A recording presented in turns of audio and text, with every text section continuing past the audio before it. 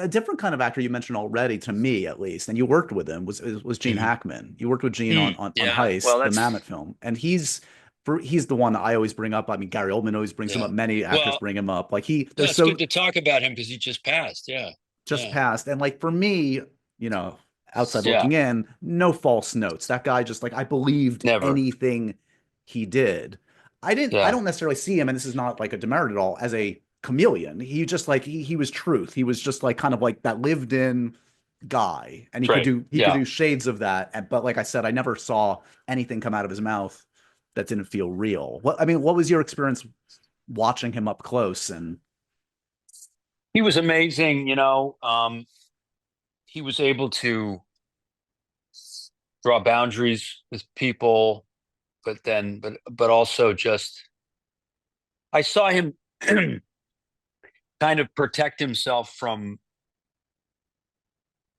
what can happen on a set often is that um, people don't really understand what you're doing right. often. Not everybody is Alan Pakula, Hmm. or Sidney Lumet.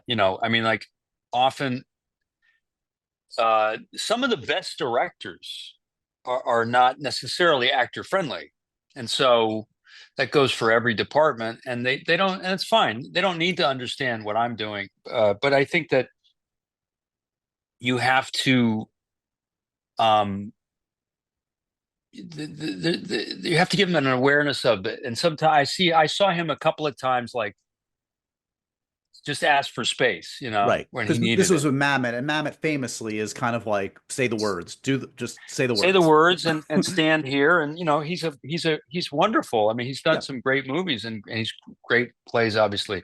But but yeah, it's just a different headset, right. and no one. It's hard to understand what the actor's headset is, and so she, you know, he kept very quiet. He was very quiet, and then he would crack jokes. His stand-in was like one of his best friends, and they would hang out. He's an ex-baseball player.